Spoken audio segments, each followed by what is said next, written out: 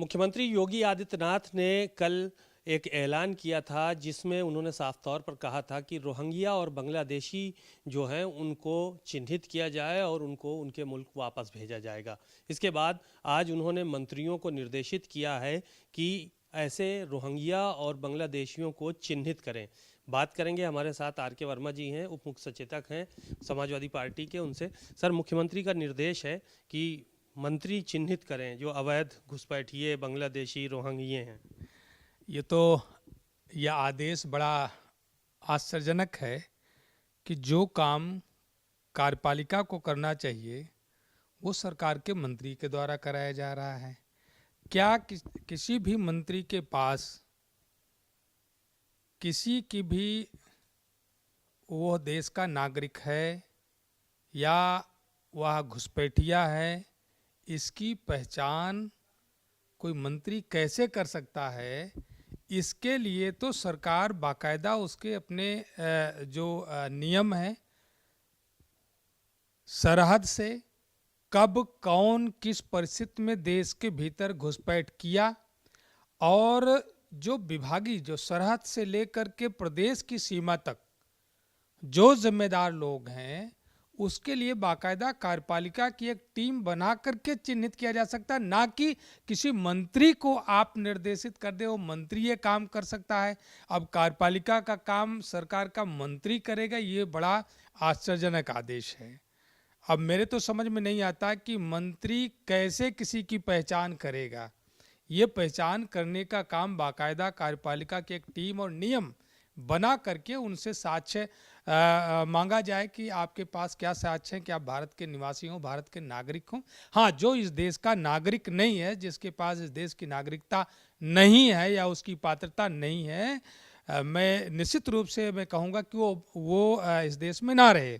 लेकिन इसको तय करने का काम मंत्री कैसे करेगा, ये बड़ा आश्चर्यजनक है। एसआईआर को लेकर भी उन्होंने बात किया है और निर्देशित किया है कि एसआईआर जो काम चल रहा है उसमें भी सहयोग करें। निर्देशित किया है कि आप लोग इन्वॉल्व होके उसको अपने काम को पूरा करवाएं, जो चुनाव आयोग का काम। देखिए, यही बात तो समाजवादी पार्टी के माननीय राष्ट्रीय अध्यक्ष माननीय अखिलेश यादव जी ने यही बात करी थी और हम सब लोगों ने भी इस बात को माना था कि जो भारत निर्वाचन आयोग है वो आनन फानन में बिना समुचित तैयारी के एसआईआर का आदेश किया और जिसके लिए जो गणना प्रपत्र बनाया, ऐसा लगता है जैसे प्रतियोगी परीक्षा दिलाने के लिए जो है गणना प्रपत्र बनाया गया हो।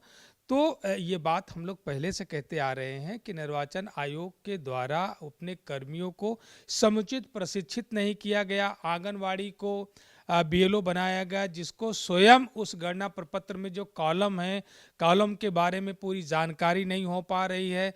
तो निश्चित रूप से जो बात विपक्ष कहता रहा या माननीय राष्ट्रीय अध्यक्ष जी हमारे अखिलेश यादव जी या समाजवादी पार्टी जिस बात को कहती रही है, आज सरकार को इस बात को मानना पड़ा कि निश्चित रूप से भारत निर्वाचन आयोग के द्वारा जो कर्मी हैं ये एसआईआर करने में सफल नहीं हो रहे हैं या सक्षम नहीं है, जिसकी वजह से बीएलओ के साथ साथ सभी संबंधित उस मतदान केंद्र के सभी जो है से संबंधित अध्यापकों की ड्यूटी लगाई गई, लेखपाल, सेक्रेटरी, पंचायत सचिव, सबकी जो है ड्यूटी उसमें लगाई गई। इसके बावजूद भी वह कार्य कुशलतापूर्वक संपन्न नहीं हो रहा है, जिसकी वजह से सरकार को भी निर्देश देना पड़ा, उनके मंत्रियों को भी सहयोग करने के लिए या उसमें अपना योगदान देने की बात करी गई। तो निश्चित रूप से जो समाजवादी पार्टी कहती रही है कि भारत निर्वाचन आयोग ने केंद्र सरकार के इशारे पर आनन फानन में बिना समुचित तैयारी के, बिना उपयुक्त समय दिए एसआईआर की घोषणा करी और जैसे जैसे समय बीतता जा रहा है सरकार को भी पता है कि एसआईआर नहीं हो पा रहा है, जो फॉर्म अपलोड हो जाना चाहिए जितना अभी तक नहीं हो पाए हैं। तो निश्चित रूप से विपक्ष की बात बिल्कुल एकदम प्रमाणित होती है। माननीय राष्ट्रीय अध्यक्ष जी ने, समाजवादी पार्टी ने इस बात को बारंबार उठाया है कि भारत निर्वाचन आयोग ने बिना समुचित तैयारी के यह कदम उठाया है, जिसकी वजह से बड़े पैमाने पर गरीब, किसान, मजदूर मतदाता मतदान से वंचित हो सकते हैं। इस बात की चिंता समाजवादी पार्टी को है और अब सरकार को भी लग रहा है कि हाँ, ये काम नहीं हो पाएगा, इसलिए उन्होंने अपने मंत्रीगण को आदेश दिए हैं। एक सवाल और है, तीर्थ सेवा सदन नाम रखा गया है प्रधानमंत्री आवास का, और बाकी जो राजभवन है उनका नाम लोक भवन रखा गया है। इसको कैसे देखते हैं जो नाम परिवर्तन हुआ? देखिए, पहले तो तीर्थ सेवा सदन पीएमओ ऑफिस का नाम बदल करके तीर्थ सेवा सदन रख दिया गया। अगर उसका नाम केदारनाथ बद्रीनाथ रख दिया जाता तो क्या वह पीएमओ ऑफिस केदारनाथ और बद्रीनाथ हो जाता? क्या हो जाता? तीर्थ सेवा सदन रख देने से क्या जो प्रधानमंत्री नरेंद्र मोदी जी ने जो वादा किया था, क्या वह वादे पूरे हो जाते हैं? क्या उन्होंने जो बात कही थी कि इस देश में रुपये लगातार डॉलर के मुकाबले उसकी कीमत घटती जा रही है, जब उन्होंने तीर्थ सेवा सदन की घोषणा करी तो उस दिन जो है रुपया जो है $1 के सापेक्ष 90 रुपया हो गया। तो लगातार रुपए का अवमूल्यन होता जा रहा है, क्या उसमें कोई सुधार होगा? क्या उन्होंने जो घोषणा करी थी 2014 में आते ही कि हम देश के नागरिकों को बुलेट ट्रेन देने जा रहे हैं, क्या पीएमओ ऑफिस का नाम बदल करके तीर्थ सेवा सदन कर देने से वो बुलेट ट्रेन आ जाएगी? क्या लोगों को जो आज महंगाई बढ़ती जा रही है वो महंगाई कम हो जाएगी? उसके बाद से आज तक जो है पीएमओ ऑफिस में कभी भी डीजल, पेट्रोल, रसोई गैस की महंगाई पर चर्चा नहीं हुई, या देश में जिस तरीके से महंगाई बढ़ती जा रही है उस पर पीएमओ ऑफिस में चर्चा नहीं हुई। यह देश के नागरिकों में अब चर्चा होने लगी कि प्रधानमंत्री जी अब जो है बढ़ती हुई महंगाई पर चर्चा नहीं करते, देश में बढ़ती हुई बेरोजगारी पर चर्चा नहीं करते, छात्रों को प्रतियोगी परीक्षाओं के जरिए पक्की नौकरी की चर्चा नहीं करते, और जो रुपए का लगातार डॉलर के मुकाबले अवमूल्यन हो रहा है कभी उसकी चर्चा नहीं करते, क्योंकि उनका ही वह सेंटेंस था कि जिस देश की करेंसी डॉलर के मुकाबले गिरती है, उस देश की साख गिरती है, उस देश की अस्मिता गिरती है। तो मैं कहना चाहता हूं कि 2014 में जब मोदी जी की सरकार आई थी तो उस समय $1 के मुकाबले जो है 58 रुपये था, और आज की तारीख में महज 11 वर्ष में वह रुपया गिरते गिरते गिरते आज 90 पार कर गया। तो आप समझ सकते हैं कि क्या मोदी जी की साख गिरी है, या मोदी जी की अस्मिता गिरी है, या इस देश की अस्मिता गिरी है?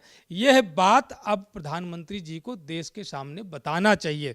क्या उनका उस समय का भाषण गलत था? क्या क्या उसका नाम पीएमओ ऑफिस में कभी इस तरीके की चर्चाएं हुई? तो आज इस देश के नागरिकों में जो इन चीज़ों पर चर्चा हो रही है, चाहे वो महंगाई की हो, चाहे बेरोजगारी की हो, चाहे बढ़ते भ्रष्टाचार को हो, चाहे वो कार्यपालिका की निरंकुशता का हो, कार्यपालिका के द्वारा किए जा रहे असीमित भ्रष्टाचार का मामला हो, यह चर्चा आम जनमानस का विषय बनता जा रहा है। और सरकारी नौकरी के बजाय जो है आउटसोर्सिंग के माध्यम से हमारी जो युवा शक्ति है, हमारे जो प्रतियोगी छात्र हैं, उनका शोषण करने का काम किया जा रहा है। सरकारी संपत्तियों को अपने उद्योगपतियों के हवाले करने का काम किया जा रहा है। जो देश में इस बात की चर्चा शुरू हो गई है, उस चर्चा को दबाने के लिए प्रधानमंत्री नरेंद्र मोदी जी ने पीएमओ ऑफिस का नाम बदल करके सेवा सदन, तीर्थ सेवा सदन रखने का काम किया। लेकिन अब देश की जनता, देश का नागरिक, चाहे वो किसान हो, चाहे मजदूर हो, चाहे छात्र हो, चाहे महिलाएं हों, अब अपनी बुनियादी समस्याओं पर चर्चा कर रहे हैं। सरकार को जवाब देना होगा कि महंगाई क्यों नहीं कम हुई। बुलेट ट्रेन का वादा 2014 का, बजट 2014 का आज 25 पार हो गया है, दिसंबर 25 चल रहा है, अब तक नहीं पूरा हुआ, और रुपए का अवमूल्यन लगातार गिरता जा रहा होता जा रहा है, लेकिन सरकार उस पर जवाब नहीं दे रही है। लोग अब जवाब मांग रहे हैं। कांग्रेस अकेले चुनाव लड़ेगी, पंचायत चुनाव ऐलान कर दिया गया है। ये कांग्रेस का विषय है, इस पर मेरी टिप्पणी का कोई औचित्य नहीं बनता।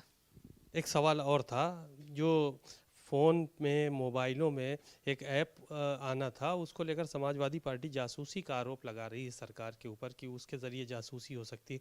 उसको कैसे देख? नहीं हो सकती नहीं है, ये तो आदरणीय राहुल जी ने कई बार इस चीज को प्रमाणित किया है कि देश के सभी विपक्ष के नेताओं की जासूसी हो रही है। इसके तो प्रमाण आ गए हैं। तो भारतीय जनता पार्टी की सरकार जो है कि ये साजिश है कि सब पर नजर रख करके और उसकी जासूसी की जा रही है, ये तो सरकार के इशारे पर की जा रही है। चलिए, धन्यवाद बहुत बहुत। आपने आर के वर्मा जी को सुना, बहुत सारी बातें उन्होंने कहीं, और साफ तौर पर जो निर्देश मुख्यमंत्री ने आज दिए हैं उसको लेकर भी कई गंभीर आरोप लगाए। सीमाब नकवी, भारत समाचार, लखनऊ।